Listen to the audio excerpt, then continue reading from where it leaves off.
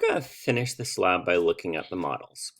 I'm not going to have any assignments for the models other than going to this webpage where you're going to look at the head and the trunk, but I want to go over the model. So we're going to start with in the head.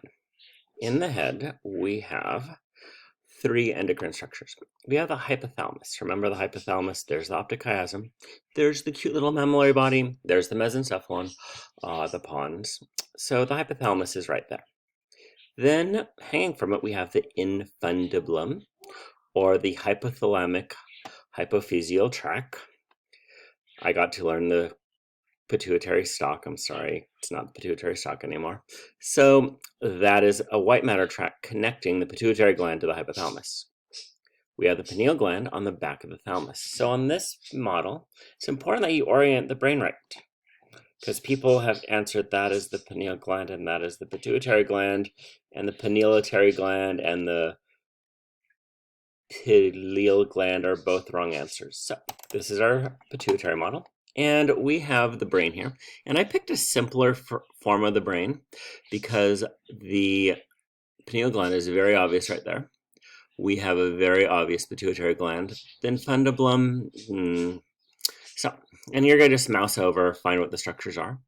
So here we have the pituitary gland. And on this model, you have to look, where's the white matter, where's the gray matter? Or where's the white matter, where's the glandular matter?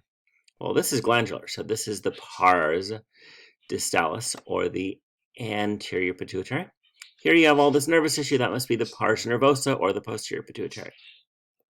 This is the infundibulum, or the hypothalamic hypophasial tract. Now, we have a portal vein right there. This is a very important portal vein. It's the hypothalamic hypophasial portal vein. It is taking hormones from up here, going down here. So it really exists. So here we have an artery going in, vein coming out. So this is special artery, capillary bed, vein, capillary bed. So this is a portal system. There's only two portal veins in the body. This one is about 1 millimeter long. Now we have our hypothalamic nucleus. So this right here would be over here. And we have the axons going. We're not going to worry about what the nuclei are. And here we have blue are basophils, the red are acidophils, and we have our chromophobes. Now, unfortunately, I don't have any models of the parathyroid. Here's the thyroid gland. It's on the larynx. There's the carotid artery. Here's the inferior thyroid vein. Here's the superior thyroid artery. And I was thinking of giving you guys the bridge, the isthmus, but it's not very clear on a lot of the models. So I decided just thyroid gland. Now the parathyroid gland would be behind it.